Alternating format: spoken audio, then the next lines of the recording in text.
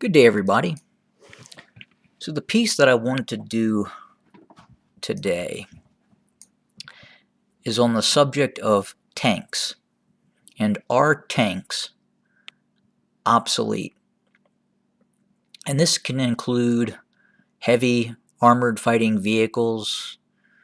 We're not really seeing those systems being phased out, but we are starting to see the main battle tank slowly start to be phased out. We're currently seeing it in the United Kingdom, where I believe their Ministry of Defense is planning on retaining 2 battalions of main battle tanks. So it'll be about at 100 heavy tanks.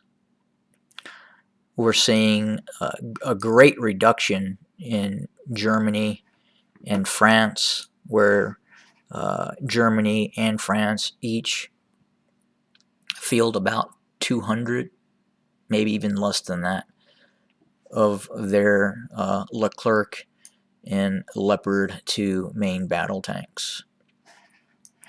In the United States, while we're seeing the true heavy division in the United States Army being reduced in size in terms of these brigade formations, there are still brigade formations of heavy main battle tanks being used with heavy infantry fighting vehicles, or the Bradley.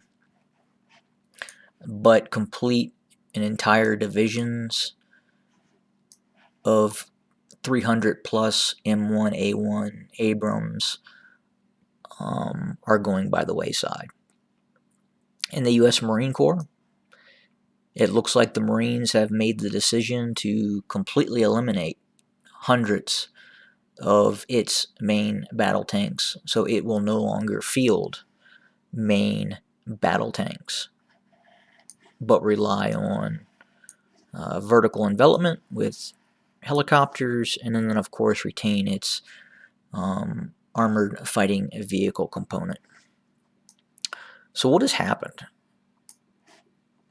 Well, the biggest issue is the anti-tank guided weapon system that can be mounted on anything from drones to slower moving aircraft, and now even high-speed aircraft, with the brimstone and systems such as that. And where we're really seeing the use of the main battle tank having significant issues is in Syria and in Azerbaijan Armenian conflict. And the reason for that is the way that the main battle tank has been employed. They're not used in large scale movements of battalion plus sizes.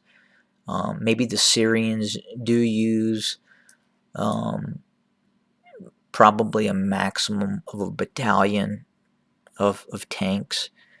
But usually when you see operations in Syria, the tanks are being used in a static deployment, meaning there's 1, 2, 3 tanks defending a terrain feature or near a village or town, or it's being used in a company effort, but not a mass effort in a urban environment. And that's not going to do well for tanks. And then obviously the most recent tank battles occurred in Nagorno-Karabakh between Armenia and Azerbaijan. The problem the Armenians had was they never were able to even offer any kind of air defense be it through ground-based platforms or air-to-air engagements, by engaging and successfully destroying drones in a manner that it would protect its mechanized columns that were either static or were moving in mountainous terrain along roadways. Now, the tank is obsolete. If you do not have air supremacy, or you do not have a way to deny the enemy you are fighting a way to negate air power and to prevent the operations of drones and attack helicopters, then your tanks are going to have serious issues. Now, we can't say categorically that tanks are obsolete. So, for instance, in Russia, the Russians still maintain very large tank forces, full heavy divisions. They probably have upwards to 2,000 plus T-72, T-72B3, T-90, and T-80, a lot of which are now modernized with thermal imaging sites, which are very important. If you're going to have a tank, the tank has to have a thermal imaging site, period.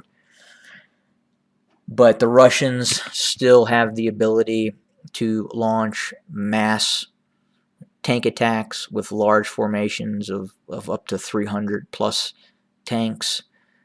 And then they can also provide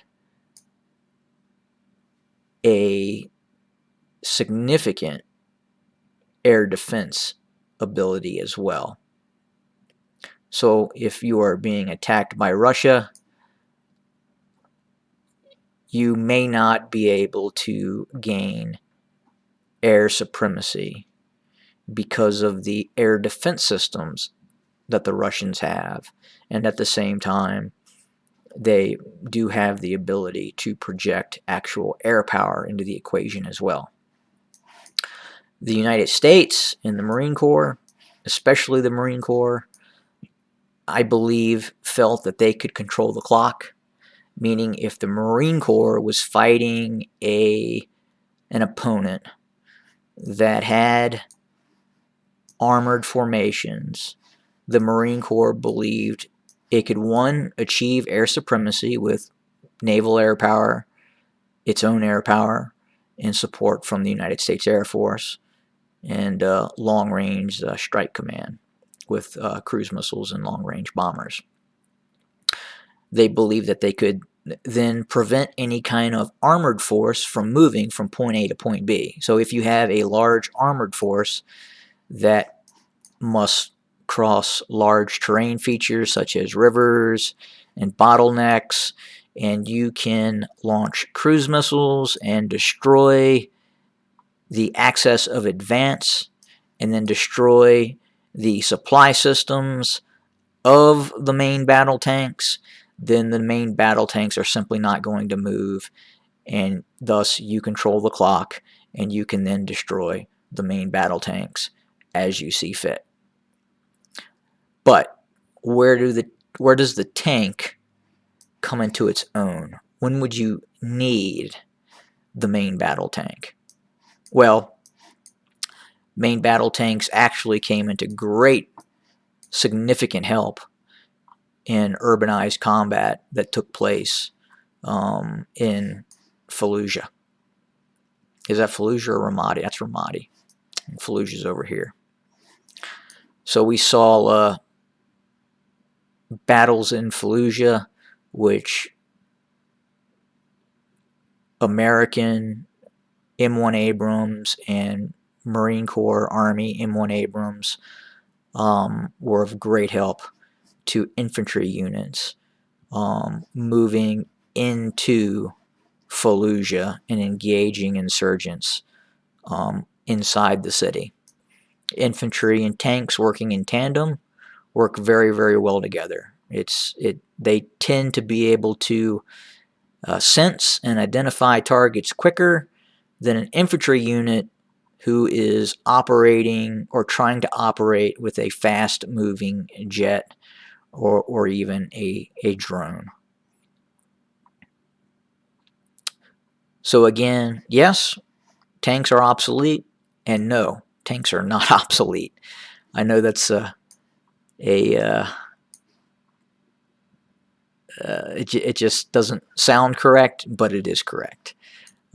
Tanks can still be employed in a manner that is effective, and I can tell you from firsthand experience, a battalion of 54 M1A1 Abrams coming at you 30 miles per hour um, is an experience you can only see for yourself. But again, not employed as effectively in ones and twosies. Large movements of tank forces that are protected with air defense systems are very hard to defeat, especially if you don't have tanks or your tanks are inferior. I couldn't imagine not having tanks and not having air supremacy and being attacked by tanks, or even partial air supremacy and still being attacked by a large tank formation. So that's kind of where we stand. I think the future is going to again tilt back towards the tank, especially as air defense systems become much, much better. I think we could see us entering an era in which manned aircraft operating over hostile terrain against an advanced opposing force with advanced air defense systems could be incredibly precarious for those manned aircraft, especially with what Russia is developing in terms of their S-500 and systems beyond that. If you look at Israel and the Iron Dome and the systems that it has for air defense, again, we could be looking at an era where we question the actual manned aircraft. So it will always go back and forth, and we could see a time where, I mean, we see it now with active protection systems, but those active protection systems could be even more advanced. Because if you don't have the tank, then what are you using? Well, maybe you're using heavier or lighter armored infantry fighting vehicles, but those vehicles, depending on the advances of armor, are much more susceptible to precision guided, anti-tank guided weapons.